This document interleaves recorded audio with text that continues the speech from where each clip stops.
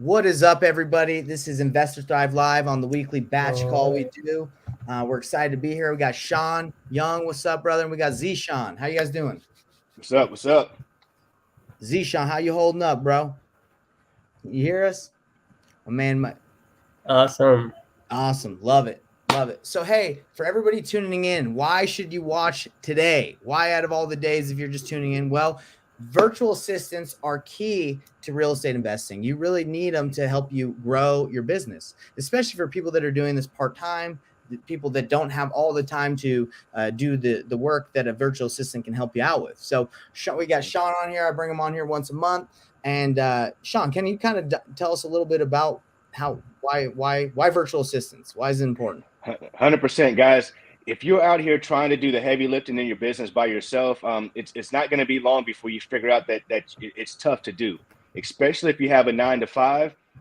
Spending the dedicated hours that it takes to do the tasks that it takes for your virtual assistant to do is going to be nearly impossible, especially if you're competing against those who have a virtual assistant. So, guys, you need to have at least one virtual assistant. And my suggestion is start doing your business first. Do your business for at least a month or two, get some reps in, make some phone calls, go through some of the tasks that you're going to want your VA to do or your virtual assistant to do, so that once you do hire that virtual assistant, you'll be much better at managing them at those tasks. 100%. Yeah. So we have here our guest on here. We got Z Sean. He's one of my virtual assistants. I don't even like the word virtual assistant, to be honest. I usually say, Indeed. I hate yeah, that word. I like just saying employee. You work Indeed. with us. So Z Sean, kind of tell me before we kind of dive into what virtual assistants or employees that live out overseas do. Kind of tell us how you even got into the business. I'm curious.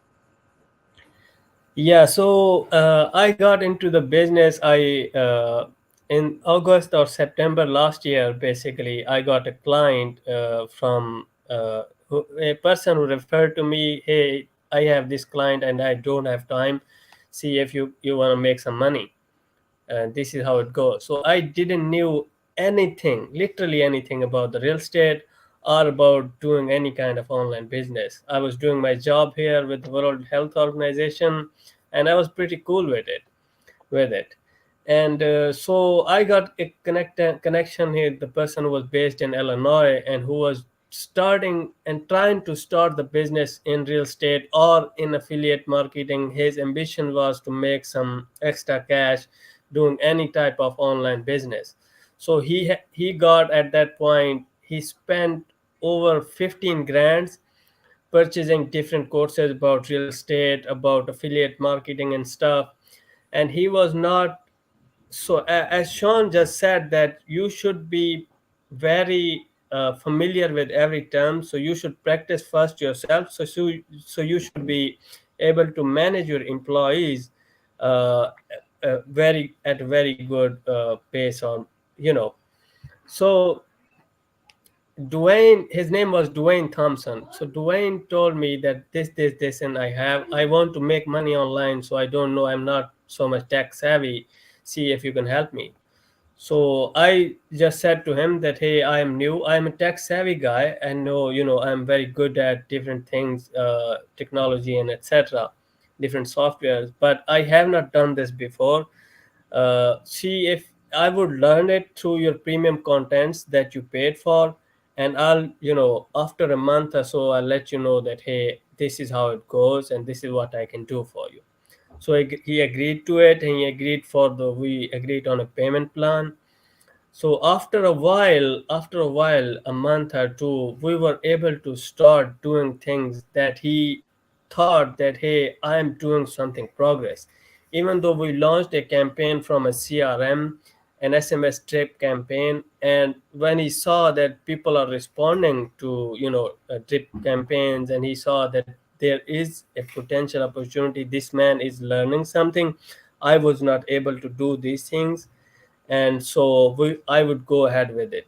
And after the 3 months, he lost motivation, because he was paying for different softwares, and at that point we were not able to get a deal in real estate. So after that, when I was not able to at that point, and he said that, hey, I'm gonna do is learn it and master it myself. I'm good at doing it physically, except for visually things. So I would, say you thank you for this, and we would talk and we would stay connected and this type of thing.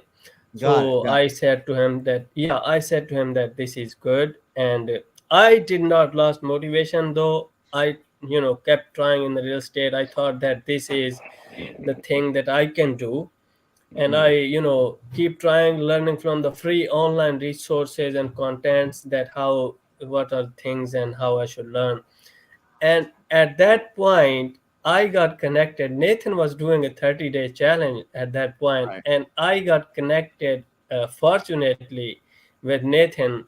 And here I am, where Man, at this point, I think that I am very good at. I know exactly different things in real estate that I was before. Now I'm very confident that I can close even deals, uh, you know dispo them, acquire them, and everything, run the numbers on them, put the wholesale fee, connect with the buyers, connect with the sellers, connect with the title companies, everything, just pretty much. So let's freaking go, thank you, bro. Nathan. Thank you very much. Well, that's Nice. the power. Like, I mean, Zishan, very smart. You're obviously, you're a hard worker. So as you can see, everybody that's watching this, like, just because someone is in the United States doesn't mean they don't have the talent, the ability to get it done, right? There's many investors all over the world that are outside of the states that are helping, that are getting deals, right? So that's what I wanted to show everyone. Zishan, thanks for sharing us your story. So I wanted to like pick that apart. So that investor you work with, probably a great guy, but you're saying he didn't understand the fundamentals of the business. He just hired you to figure it out. Is that kind of what happened? Yes, that's what happened actually. He was doing a job like 10 hours a day. He was not able to spend time as well. So he was Mm, busy earning money to spend on those and his family, etc. got it. And he things. hired you to Yeah. kind of fix the problem, right? Or to get to do the whole thing. So just like Yeah. kind of what Sean said at the beginning of this, not the key to success, right? Right, Sean? No, absolutely 100% not. You got to do exactly the process that Zishan just said. Get in there, get in the trenches, learn what's going on first, or you'll have someone telling that story just like Zishan just did, saying, "Hey, I was kind of lost in the sauce there." Yeah, exactly. So, Sean, I know you have a virtual assistant company. Kind of tell people how they can work with that if they want to go that route. 100%, guys. Guys, I have a professionally trained virtual assistant company that is based in the Philippines. We are based overseas. We're headquartered here in Atlanta, Georgia. But just like Nathan said, guys, if you are looking for a professionally trained, monitored, and managed virtual assistant, guys, hit us up. We are at reiworldsolutions.com. Again, that's reiworldsolutions.com. Guys, give us a shot. We would love to take care of you, help you grow your business. And all the things we're discussing, they will be things that you guys can look forward to when you come on as a client as well. Awesome. Now, I guess there's two options, right? People can go and look for their own virtual assistant, whether it's Fiverr, Upwork, Facebook groups, or they can just go and get a done for you approach with you, and then you manage the whole thing, correct? 100%. And I'm glad you pointed that out, because those are two totally different processes. And a lot of folks fail because they try to, again, do it themselves without having all the components in place that would make that union successful. So they'll just go out and hire someone, and just like Zishan said, they'll just kind of have an expectation that their new employee or their new virtual assistant are going to be able to accomplish particular things. But without training, without ensurement of that, you're just wishing and hoping for that and throwing money down the trash. Yeah, and I've used virtual assistant companies that like years before. I haven't actually worked with you specifically because I feel like since I've been investing for quite a while, I've actually been able to find ones through networking, like Zishan. And not everyone can do that, right? Not everyone can find those top A players through their network and through networking. But if you are attached in the game for a while, then yes, it can be potentially possible. But at the same time, having something like your business, it's hands off, right? So you give them the list, they take care of everything, so you don't need to worry about it, right? 100%. Yeah, they handle everything, guys. Our VAs can handle literally everything from pulling the list, doing market research, loading those lists into your dialers, managing your text campaigns, your voicemails, follow-ups, sending out agreements. Guys, the list goes on. It's really limitless. Just like Nathan is saying, when you find quality folks or find a quality process and you realize that other folks need that, then you do what I did, which is create an agency to provide that for folks. I love it. And batch, we're on the batch call right this week. So everything that Sean's talking about, these the virtual assistants, Sean, do you call them virtual assistants or what do you call them? Yeah, I do. I call them virtual assistants, but I just like you, I kind of don't like that term. I just like to say they're my employees. We're a team, we're a family, and Right. and the same thing when I hand them off to our clients, they're part of your team now. They're now your employee. Awesome, love it. So, what I wanted to go over today, everybody, now that we kind of have a good understanding of when you should get a virtual assistant, when you should start working and bringing them into your company. Now I kind of want to show you the strategy that I use. It's called the painless wholesaling method. And Zishan, before, did you know about this strategy? Did you use it? I didn't knew about that strategy. I never used it. So I'm glad that we connected. So I was using my time that was not worth it. So now I'm using my time in an optimized level, that every time that I'm spending on is, either producing me results, or I am learning a lot, that I would not do this thing, again. So the Perfect. painless message is that we do not take so much pain. We do only things painlessly. That's right, brother. Love it. So I'm going to show everybody how I work with Zishan and where we're at in our process and how I'm having him find deals that meet the criteria of top buyers that we've connected with. All right. So let me share my screen with you, everybody here.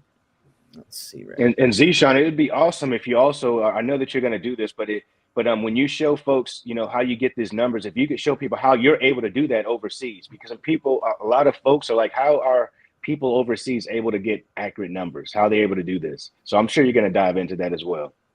Yeah, Definitely. for sure. Yeah. We can talk about it. Zishan, you could probably even walk me through the process. I'm just going to show people what we're doing and then comp some deals. And because I know sometimes it's hard for you, it's hard for me, it's hard for everybody kind of to comp, because comping is a science. 100%. Yeah. Let's go over it right here. So here is the blueprint, like a little process that I made for Zishan as the leads manager. So I have him have specific KPIs that he needs to hit. So it starts with number one. Number one is to start with the criteria of the buyers that we have. And right now, Zishan's actually focusing on Atlanta itself. I have a lot of buyers, but I say, hey, Zishan, if you want to crush the game, you got to master one market. So right now, Zishan is looking in Atlanta for criteria that hit these hedge funds that we have. And is that correct, Zishan? Yes, of course. Perfect. So he's got these specific criteria. So he knows now exactly where he's looking. He's looking in the Metro Atlanta area. I think you're working with multiple hedge funds right now, correct? Yes, boss. Okay. So, in their criteria, if I'm not mistaken, it's pretty much all the same, right? They all kind of target around the same stuff, right? And Yeah, Nathan, before you move forward, Nathan, I just want to play a devil's advocate here in the audience. What is a hedge fund so folks can understand what that is, what you're saying? Of course, hedge funds are companies that invest other people's money into properties so they can get a return on their investment. So hedge funds, it's a fund that is looking for properties to invest in. And these hedge funds have specific criteria of what they want to buy. And during the pandemic, they were buying like crazy and pretty much anything overpriced. But now they've actually closed a couple of their markets, but they're still buying. So what we're doing is we're looking for their criteria, and they're in these funds, these companies are coming together and they're saying, yes, let's take our funds and let's invest in this. This meets our criteria. Sean, was that a good answer? 100%. Good. Just okay. the folks out there and that like, man, what is he talking about? Hedge funds. I think that's very important to clarify that, because a lot of people might not know. But right now we're focusing specifically in the Atlanta area. As you know, guys, if you try to target all these areas, oh man, you're going to be all over the place. It's going to be extremely difficult to build those relationships with the hedge funds. And we're not only targeting hedge funds. If we have a buyer right now in where is it called? East Cobb. So if we happen to come across a property in East Cobb that hits our buyer's criteria, we're going to reach out to them too. So we have specific buyers who we work with and we really enjoy working with because they're responsive, they're quick. And guys, it's not about having a giant million. I have over 1.5 million buyers on a buyer's list, but I don't have relationships with 1.5 million buyers. Okay. That's impossible unless I don't even think anyone can do it. So what we're trying to do is build relationships with people who are quick, are responsive, and they will answer us. And we can bring them opportunities daily, make offers, and they can give us a yes or a no. So now that we have the criteria, it's time to find some deals. Now, Zishan's got a couple different ways that he looks for deals, whether it's JVing, on market. But using batch, it would be very easy to look. Let's see. Let me get the I got to pull up my other one. So using batch, you can actually target, if you want to do off-market marketing with batch leads, you can actually target a specific area with the criteria that your buyer wants. So if I went to Atlanta, GA, let's search that. I can specifically go to let's say, well, we know what the hedge fund wants. The hedge fund pretty much wants everything that meets their criteria in Henry County, for example. They have a couple counties, but we'll just narrow it down to Henry County. So we'll go to Henry County. So down here, they're cool with Henry County. And if they want 3 2s, minimum of 3.2, year built, they want nothing older, let's just say 1950. And max square footage, they want at least 1,000. So what we're able to do is put the criteria of what they're looking for, and then we can go put more additional filters on it. Like, okay, we want to make sure we're talking to people that at least have 50% equity, and we want people that are at least that are absentee owners that are out of state. So then you can apply this, and you can see, okay, in Henry County, there's 6,596 records of people that are absentee owners out of state.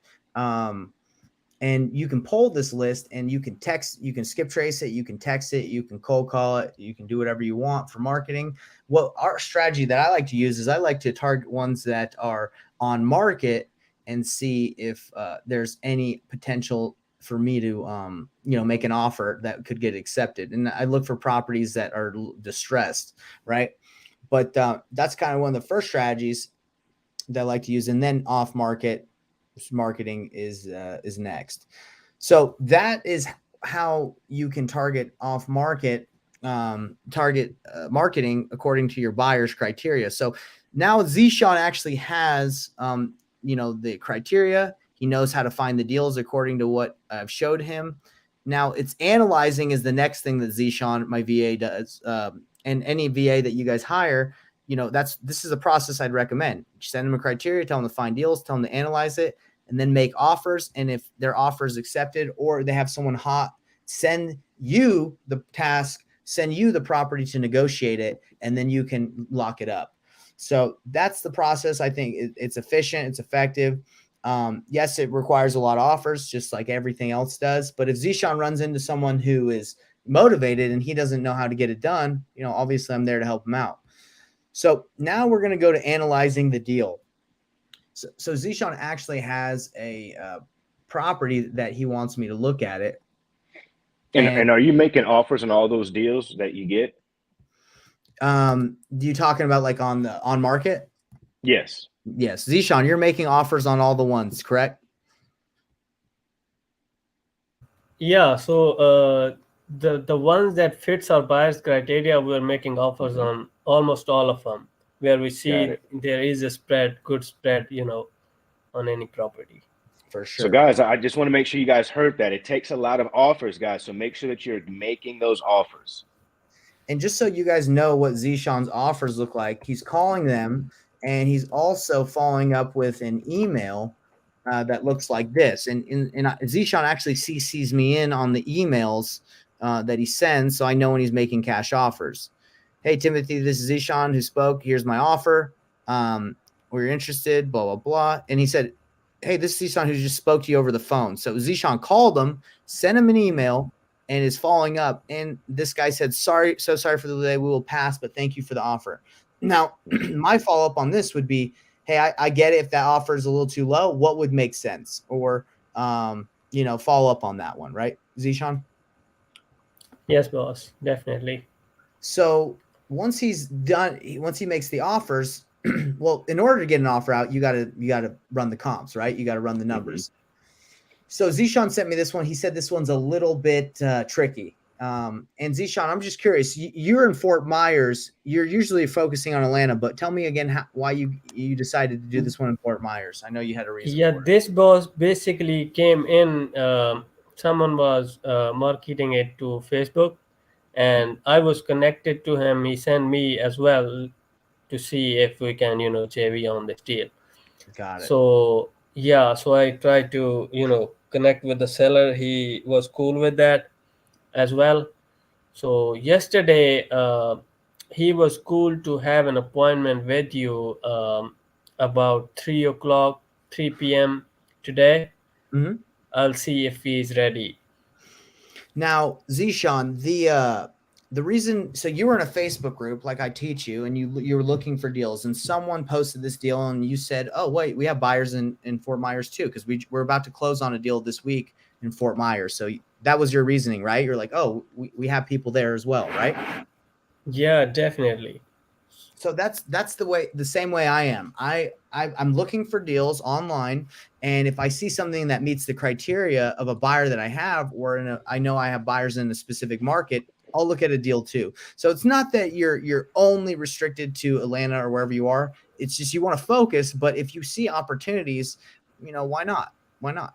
So let's take a look at this deal. So Zishan, the way I've taught you, and the way that I'll show everyone here is I have what's called an offer calculator. It literally shows you what offer to make on every deal that you come across, whether you need to do a wholesale, a novation, a burr, a rental, creative. It all calculates. You can put all the information out here, and then it comes out with a spreadsheet that you're able to show this to the seller.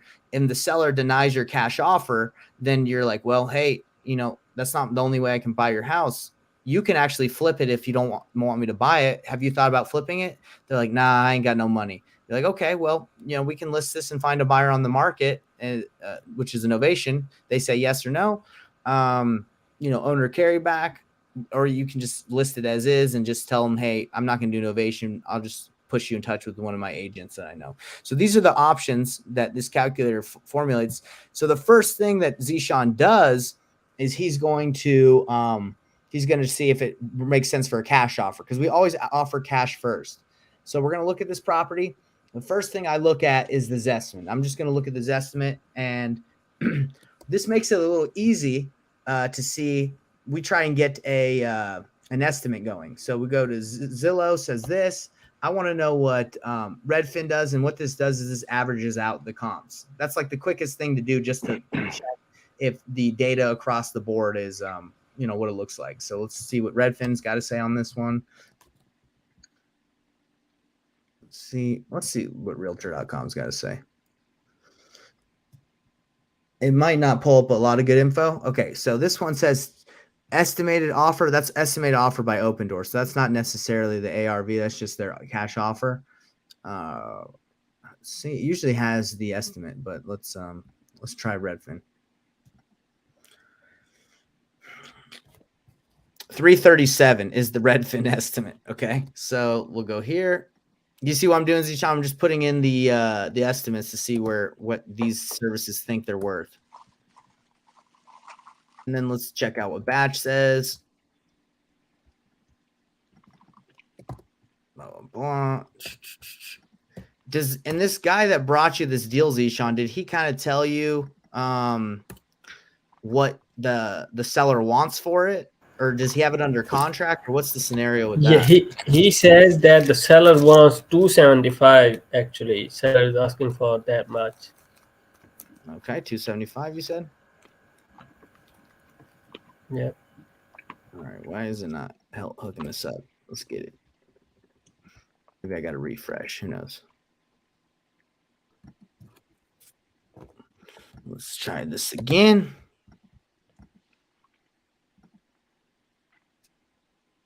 Okay. And this says it is 348. Okay. Where's that dang calculator? I got too many windows open. All right, 348. We're not going to check this one. So we're just averaging these three to see what this is. It's the quickest way that I can know of to just add these up, divided by 3, average. This is the ARV according to these softwares. Now, we don't have to just leave it at that.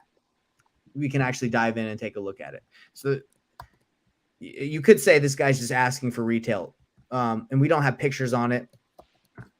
But the next thing that I try to do is I click this in Zillow, and also on Batch you can check too. You can check for comparables, but let's just do this super quick. So I put this in the address of the property. It should send us to the neighborhood. It usually centers you in on where the property is. I don't know why it doesn't right now, but it's probably right around here. It's a 3. Let's see. What was it? A 3.2?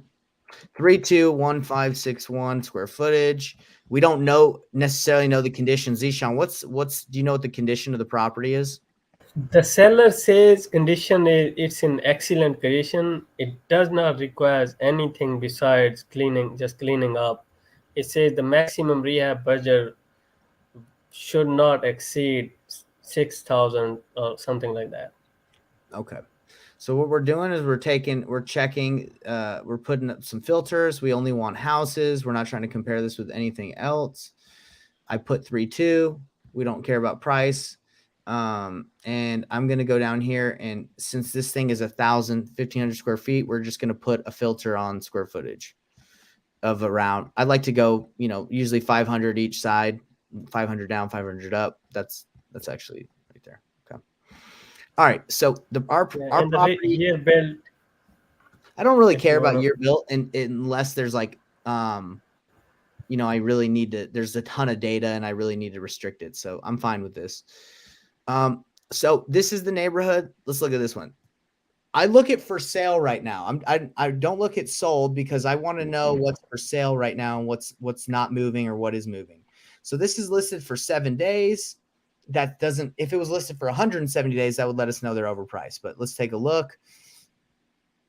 So if I wanted to be really quick about this, I could call the agent and just be like, hey, I'm thinking about listing a property that I'm about to flip in the area. Just wanted to call and see if you're getting a lot of activity. That's how I would know if they quickly, if they're like, yeah, man, I think we listed it too high. Then I'd be like, okay, that makes sense. This is a little bit bigger than ours. It's not even selling at 320. It's probably in similar condition. Doesn't look terrible. It's not getting a lot of activity. So I'll look at this one, 335. Okay, decent condition, nothing crazy. 335. Let's see how long it's been on there. 48 days. So again, I could call the agent and be like, hey, is this thing moving? And if not, they're probably listed too high. I think they are listed too high, 48. It is a little bit bigger than our property, but it's not selling. So this one doesn't count. This is new construction, not a comp. New construction, not a comp. New construction, not a comp. So what we're seeing here is about 320 to 335 is what people are listing their homes for, similar to ours, that don't look necessarily flipped. I'm not seeing anything right now that's listed that looks completely flipped. Let's see, 332, 32 days. I want to see year built because this actually looks like newer. Let's see. Year built. And you also have to be aware of square footage. Like if a house has like a acre or 2 acres and you're comparing it to a house that has like 0.2, then obviously the house is going to be worth way more. You also got to be careful that you don't want to cross major roads. Sometimes you can't help it, but you want to avoid that if you can. So these are the for sale information I have. These aren't flips. So it's hard to determine like, okay, what is really the ARV? Or are people even really flipping houses that much in this area? Like, is that something that's really happening? Maybe people are just buying as is. So we're going to go to sold, and we're going to go to here. and we're going to go last 30 days. Let's see if anything's sold in this area the last 30 days. Okay, this might be the one that threw you off, Zishan. You're looking at this and you're like, 385, this sold. Is that the one that threw Yes, you off? boss. Okay. Yeah, that is the one. This one looks like a flip though. Yeah, definitely. Okay. 385. They forgot to do the bathroom, I guess. That's an interesting bathroom with the style they're doing. Okay, it's got a pool. So you got to take that out because ours doesn't have a pool, correct? Yeah. Okay. It's got a big lot too, it looks like. So you got to take those things into consideration. Let's see how much land it had. State road, blah, blah, blah. 2,000. Okay, 0.32 acres. And ours is Similar. but it's a little bit smaller square footage, right? Let's see, what was the other one? Yeah. Okay, it's a little bit smaller. No pool, similar square footage on ours. But Zisha, I can already tell you, if we want to get our property to look like this bad boy, it's going to be expensive. It's not going to be a $6,000 flip. And I know his house doesn't look like this without pictures, right? Yeah. So you take this in, and let's be generous. Let's just say, okay, it is worth 385 flipped, but we can't say that because it has a pool. So let's take off 10,000 for a pool. Let's just be generous. So the guy, he said he wants to sell at 275, right, Zishan? Yes. So you put the numbers in there. You say, okay, the ARV is 375. If we really pimp this thing out, 275 is what he's willing to sell it for. For us to buy it, our flipper is going to have to get hard money, 2 points on the loan. It might take him 6 months to buy, fix, and flip and resell. If he's slow, this is why knowing what your buyer, their criteria and like what they're able to do is important, because we don't know if at the moment, we don't know who we're going to sell it to, if they're an agent or not. If they're an agent, then they only pay 3% for the buyer's agent, and then they don't have to pay for the listing, but we'll keep it at 6. So in order for us to get the property looking like this one, pictures would be great, but let's just assume that the kitchen and the bathrooms need to be updated. So we're going to go to a medium rehab, just a medium rehab at $24 a square foot. It's about 1,600 square feet, our property. And so it's about a $40,000 rehab, and we want to make $15,000 as a wholesale fee. So if those numbers worked out, the flipper is going to be negative if he buys it from us at 290, because we get it at 275. We wholesale for 15, so we got to wholesale to someone to 290. So Zishan, what do we got to do if the numbers don't make sense here? Yeah, we got to renegotiate the price with the seller and That's say, yeah, definitely. If we are able to, yeah, keep going. Yeah, if we are able to renegotiate the price, present our numbers to the seller that, hey, this is where we are, and we need to be at that point. If you're interested, then we can move forward. 100%. And the seller understand that that the investor would first look for return on their investment before they go ahead with any purchase. Exactly. So Zishan, what we're looking at here is we got to get this property to get the flipper that we wholesale to in the green, or at least the yellow. It depends on the flipper you're working with. Some are cool with 10%. Most right now want to make 15%. So there's a couple things we can manipulate. We can change the rehab cost. We can say, it's actually not 38. It's actually 30. So if you know that it's 30, you just change the number and you're like, okay, this is actually going to be 30. So, all right, it gets you them making a little bit more money. Now you want to be careful. You don't like just try to go real tight on the rehab and you shoot your buyer short. If you know your buyer is like, hey, he's actually can do it in 4 months. He's really good at rehabs and he's an agent, so he doesn't have to pay the other side of commission. Now you're starting to be able to work in more spread for him because you know what he's able to do. But still, it doesn't work. So we know we need to negotiate this thing even further down for our buyer to get into the yellow. And if we want him in the green, we know that we need to get him even lower than that. So this is a deal. This would be a deal if all these things if it's true that he doesn't have to pay on the side of listing it, if he can take 4 months and it's 30K. Now, if any of these things are off, if the buyer you're working with thinks he's going to take 6 months and he's not an agent and he's like, nah, bro, this thing is going to cost me 45,000, then your numbers you're jacked up.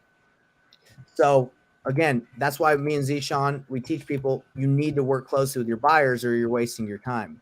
Because you look at the guy who brought you this deal, Zishan. He's like 275. He's like, hey, I think it's a potential deal. Not really, Zishan, because at 275, it's not even close to a deal, and we're assuming that the one sold in the area, if that's still the ARV, that thing could have sold for just sold, so we're good on that. But yeah, we're assuming that it's close to that. So it's not a perfect science, it's an art comping, but we just know that at 275 doesn't make sense, and for it to really get 100% a deal that anyone would take it, I'd say 220 would be a no-brainer for anyone that wants to do this deal. It's not in the green yet, but it's close. We'd make 15,000. Let's say the buyer's like, look, man, I can't do it at 235, but I can do it 232 or 232. Then you would just decrease your fee, right? You can move numbers around. Simple math. So Zishan, what you would do in this situation, or if I called the seller, I would say, hey, look, I totally get that the other property sold according to the pictures. Once we get pictures, according to what we see, it's actually going to take us a lot more money to rehab this thing. It's going to take us a couple months. I explained my situation, like what we're doing. Now, then I come in and I anchor him with my offer, like at 210, settle at 220. If the guy accepts it, we're good. And if not, then I go and say, look, man, the cash offer is always going to be the lowest you can accept. There's a couple options you have here. You can fix it up yourself. You got it right now as is and no one's buying it. You can fix it up yourself. No, I don't want to do that. Okay. Well, we can help you find a buyer on the market. We just need to list this. Okay. And then we do the novation route and we list it. Or we do creative terms and we say, dude, I'll give you 325. I'm just going to cover your payments and I can't pay you out until 30 years from now. And but I can make the mortgage payments and I'll give you a little bit of money up front. And then you run the numbers here, which Zishan, I don't know if you feel comfortable yet you doing novations or creative deals. I think have you got there yet? I have not mastered it yet, but that's the next step, right? Yes. So any questions, Zishan, on the workflow, on what I just did and how to run the numbers, and if it doesn't work, where you pivot? Yeah, definitely, boss. Thank you very much. Not the questions at the moment, but I was just curious that this is the house in same neighborhood listed at 320 and the other house sold for 385. How I'm comfortable with, taking this comp or that comp. Look, so what we're seeing in this neighborhood when it's for sale, we're seeing 320 and about 320 is what people are selling their homes for as is. That looks like an as is number. So when you look at Redfin, you look at all these places, it seems to be people are selling most of the homes in this area as is, because that's where the estimates are coming in, right? Like Batch, Redfin, Zillow, they're all kind of around that 330 mark. So when it looks like, from what I can see, when someone goes above and beyond in this area and tries to really make it look really nice, you can get a higher asking price for it. But to a flipper is probably not going to like bet everything on getting this high of a price or 375. I was just saying, for this example, let's just assume that's what that's the best case scenario. I would probably feel more comfortable saying, hey, if things are selling as is for about 320, 350, if you do a really good job, this house price is up for 350 because it does not have a pool. Now, changing the numbers to 350 really messes up the formula again. So you got to really get this thing super low for it to make sense. So That's where what I would do, Zishan. I would say, okay, 385 is probably what a really good job with the pool does. So let's say ARVs are 350. We need this thing at 200,000. I'm sure any flipper in that area would definitely take this deal at 200,000. Most likely, because this guy, and I've dealt with a lot of for sale by owners, most likely this guy's going to be like, nah, I ain't taking 200,000. Obviously, he's avoiding listing it with a real estate agent, in my opinion, for most people, because they're trying to make as much money as they can and they don't want to pay commissions and fees. So what I would explain to him, I say, hey, bro, I totally get that you don't want a $200,000 cash offer. I wouldn't want that either. But the only way you're going to be able to get this thing sold is, we put this thing on the market for you, and that's the only way we're really going to get top dollar, or we do creative for you. We can pay this price over time. So then you have a negotiation with the seller instead of just leaving it as a cash offer and then you take off and you say, hey, I'll follow up with you. Because if you offer this guy 200,000, he doesn't accept it, he's most likely not going to accept it. I can almost guarantee he won't accept 200,000. Yeah, boss, he does not. I asked him that we need to be around, 210 or something like that. He was not, and he said that the mortgage payments is around 1,800 per month. Are we able to make a creative deal at that price? So the only way that we'd be able to really make 1,800 work is if it cash flows for more. If the rent is more in this area than 1,800. So what we're gonna do is we're gonna go for rent. Okay, look at that. So 2,200 is what this nicer home, it looks pretty good, is currently they're asking for this property. So how much did you say his was? 1,800? Yeah. So there you go. Like that doesn't really give us too much room, does it? We usually like at least $300 between the mortgage payment and what it's worth, what it can rent for. But if the guy's willing to take zero down and just let us take over, or a little amount down, then that's something we can explore. But if he's like, no, I want 40K down and cover my payment, then most people are going to be hesitant to that. Because this is exactly what he said, that I want at least 40 to 50K down. yes. If you wanna, Sean, you might want to be able to. And Zishan, when you're considering that mortgage price as well, make sure that mortgage price considers interest, taxes, and insurance as well, so that you got a full understanding of what that seller is paying each month. So that way you can make this determination that Nathan's talking about. Now, were you asking a question as well, Nathan?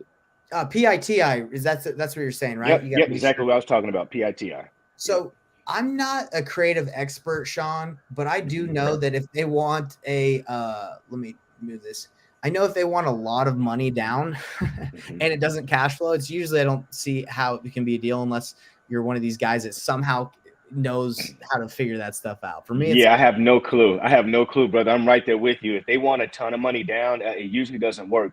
The majority of my creative deals, either they're wanting no money down or very little money down. Exactly. I've heard people that are able to like do ninja moves where they're like, yeah, okay, you want $100,000 down, and then they go get it from like a hard money lender or some I don't know what they're doing. I haven't figured it out yet. But indeed, me either.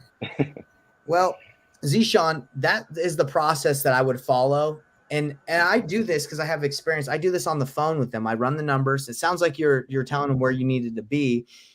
Kind of sounds like you did the right moves. You made the cash. I said no. You said, okay, what would you be open to creative if we were able to get you the price you want? The guy said, yeah, only if I'm able to do 40 down. And then that, okay, without even just looking at the rent, there's only like $400 potential cash flow in there.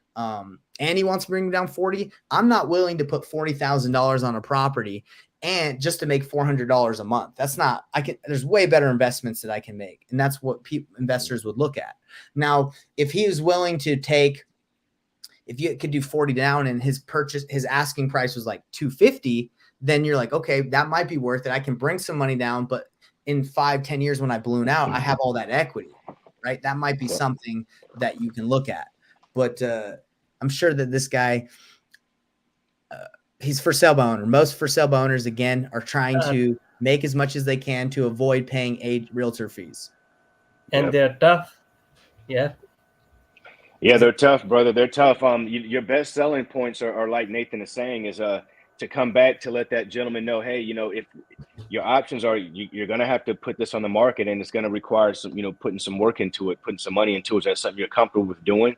We always try to push them into that direction. Actually, we try to push them away from what we're looking for, so that they'll come running kind of back. So just like that, that's why I love Nathan's calculator, because it's given so many options that empowers you as the wholesaler, as the investor, to be able to make those type of pivots. 100%. So Zishan, what I would do is I can call this guy, but I think you got this, bro. I think if you call him and you say, hey, look, I've looked at the numbers, cash option, not going to make sense for you. I get it. You can hold out on the MLS. You can just wait for someone to come in, but you can hold out on for sale by owner, but the amount of people that are seeing your property is very limited. Now, if you want more exposure, you can put it with an agent. And he says, man, I don't want to pay the commissions and fees. Then you can say, well, I get that. What we can do for you is we can put it on the market. We'll take care of all the commissions and fees. We'll even put any money into repairs to get this thing done. And we'll look for a partner on the MLS that we can work with and purchase this property with. And that's innovation, right? And then he's like, well, how does that work? And you'd say, well, we agree on a specific price. It takes the commissions and the fees, like we'll take care of. We'll guarantee you this price, or not guarantee you this price. We'll get you this price if we're able to find a seller. And then knowing that, you could probably do a novation if we run the numbers at 270. You probably could list this thing on the market after commission fees and everything, still make some and get him the 270 he wants. Yeah. So I think that's the play right there. Creative's not going to work. Definitely. Well, thank you very much. That was very learned session, and I'll get in touch with him to see if we can, still make a deal with him. But he said that he's trying to move out of the country, so this was it. You still there, Sean? Yeah, okay. I'm still here. My man's internet must be tripping, but also his point. Oh, but he said that the connection. So he also said that. Hey Zishan, I think your internet's it's kind of slow. Hey, it's all good. It happens to me too. My internet went out at the beginning of this. Indeed. So, Sean, do you have anything you want to add to what we've chatted about? No, man, great stuff. Great conversation. I didn't want to interrupt your flow with you and Zishan. Just wanted to add on, and it was all great points, guys. So I hope that you all paid good attention to that. I know that you mentioned novation a couple of times, and you kind of went through it very quickly. I know that for sure that what you just mentioned, it's going to have more people interested to learn more about that. Oh, about the novation route? Yeah, about the novation route that you suggested Zishan take. You know what? What's interesting, as like most of the people that we talk to are newer investors, right? So one thing I'll say before I go more into novations is like, you want to start baby steps, right? Like if you're pitching novations and creative financing, like right off the bat, like it's probably going to be very difficult for someone to trust you or to get a deal, right? So what it starts with is a cash offer, right? It starts with the cash offer that's low. If they're not open to it, which 90% of the time they're not, just because you have to find that specific situation. Yep. Now, if they're not open to the cash offer, then you want to educate yourself on novations, creative financing, doing those other strategies. Now, I've been doing this for quite a while. Sean's been doing this for quite a while. You're not going to be able to just go in there immediately and pitch that and get it accepted unless the seller like really trusts you. So what I would recommend is link up with people that know how to do those strategies in your community, that know how to do creative or novations, that you can say, hey, I have a motivated seller. They didn't accept my cash offer. Can you help me take this to the finish line?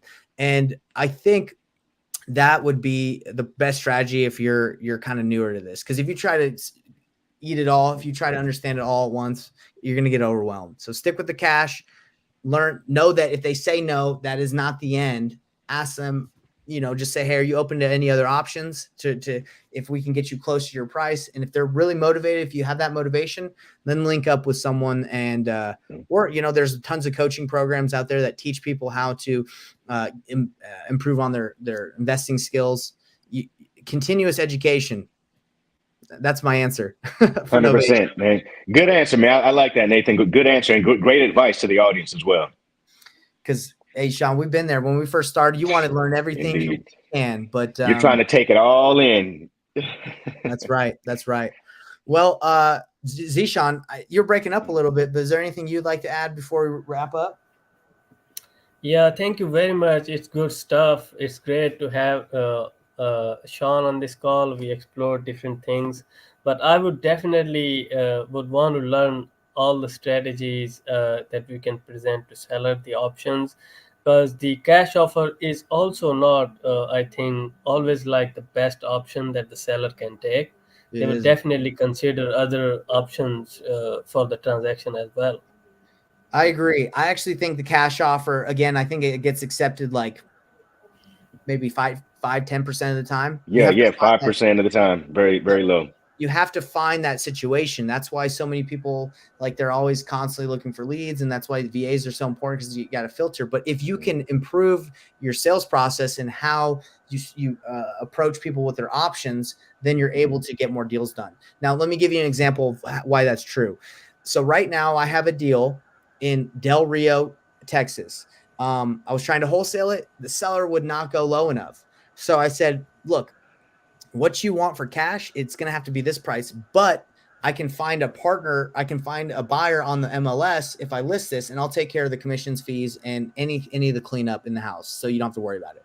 So she agreed. I did an ovation, and we've agreed to pay her more than what the cash offer is. And we just got an offer for $60,000, and I'm paying her out $50,000. So that's $10,000. Now that's not perfect, but the best cash offer I had was $40,000. So by just putting on the MLS, we got $60K. Now 60, we still have to take care of commissions and fees, right? We still have to pay closing costs out of, well, I think we have to pay closing costs out of that.